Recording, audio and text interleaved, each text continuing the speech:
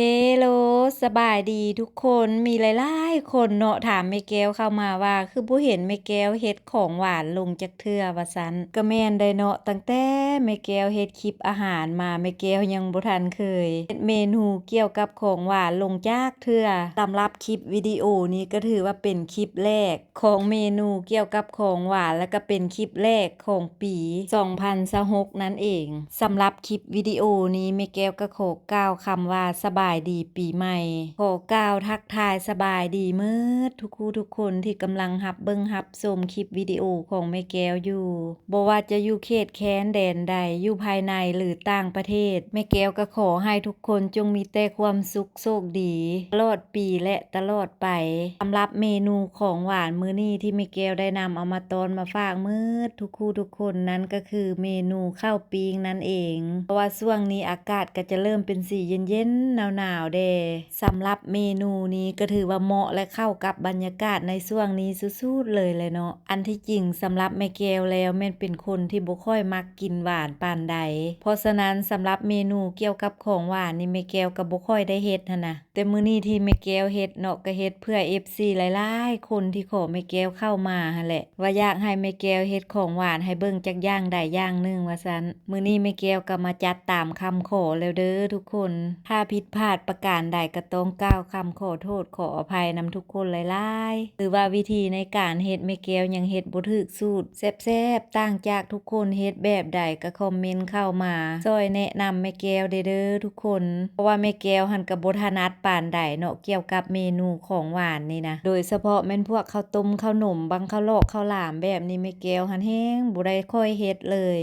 ก็คือฮู้กันหั่นแหละเนาะเมนูเกี่ยวกับของหวานนี่ขั้นตอนในการเฮ็ดก็จะพิถีพิถันแด่ตัวสิแล้วให้ได้อยู่ได้กินก็ขั้นตอนยุ่งยากพอสมควรเพราะฉะนั้นโดยที่ว่าตัวเองเป็นคนที่บ่ค่อยมักกินแด่คันมื้อใดที่อยากกินแท้ๆเนาะแม่แก้วก็จะไปซื้อกินเอาหั่นนะเพราะว่าถ้าเฮาเฮ็ดเองซั่วเฮ็ดแล้วมากินก็กินบ่พอเท่าใดเรื่องแซ่บมันก็แซ่บอยู่ดอกเนาะแต่ว่าขั้นตอนและวิธีในการเฮ็ดนี่ติซั่วสิแล้วซั่วสิได้กินก็จนว่าเครื่องมือเอาซื่อๆโดยเฉพาะก็แม่นเวลาที่เฮามานั่งพับนั่งห่อนี่แหละเนาะขนาดแม่แก้วเฮ็ดน้อยๆหนึ่งใดซั่วสิแล้วก็ยังกินเวลาไปเป็นชั่วโมงหรืออาจจะเป็นเพราะแม่แก้วบ่ถนัดแด่ติบ่เนาะเพราะว่าบ่ค่อยได้เฮ็ดหั่นน่ะสำหรับในการพับการห่อนี่แม่แก้วก็จะห่อตามสไตล์ที่ตัวเองถนัดนั่นแหละเนาะอาจจะบ่งามปานใดมีทั้งห่อใหญ่ห่อน้อยปะปนกันไปเป็นจังใดฝีมือในการห่อของแม่แก้วนะทุกคนพอใส่ได้อยู่บ่แต่สำหรับแม่แก้วแล้วซ้ำนี่ก็ถือว่าโอเคแล้วเนาะสำหรับมือใหม่คือแม่แก้วหั่นนะหลังจากที่ห่อแล้วแม่แก้วก็จะเอาลงใส่ไฟเพื่อปิ้งบาดนี้ในการปิ้งก็จะเฮ็ดไฟอ่อนๆค่อยๆปิ้งไปใจเย็นๆเด้เนาะส่วนสิได้กินของแซ่บก็ต้องได้ใช้เวลาเด้จักหน่อย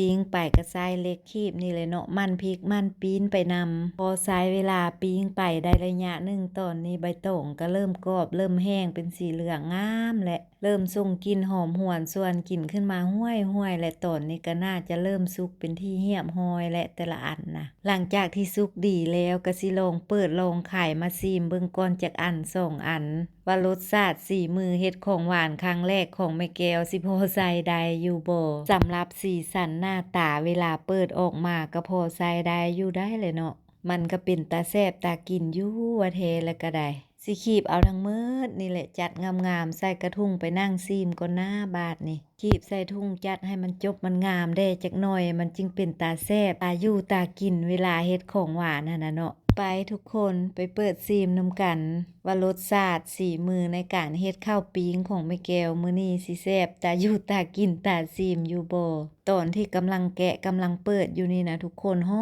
อมและหอมกลิ่นกะทิบวกกับกลิ่นเผือกกลิ่นมันหั่นน่ะหอมตาแซ่บตากินขนาดเลยก็มาเด้อทุกคนมาซิมข้าวต้มปิ้งนำแม่แก้วนำกัน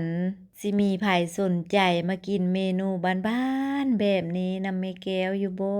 เนาะถ้ามีไผสนใจมาเด้อครัวแม่แก้วยินดีต้อนรับเสมอสำหรับคลิปวิดีโอนี้ขอจบเพียงเท่านี้แล้วพบกันในคลิปใหม่ก่อนไปขออวยพรให้ทุกคนจงใช้ชีวิตในแต่ละวันอย่างมีความสุขไปก่อนเด้อทุกคนบ๊ายบาย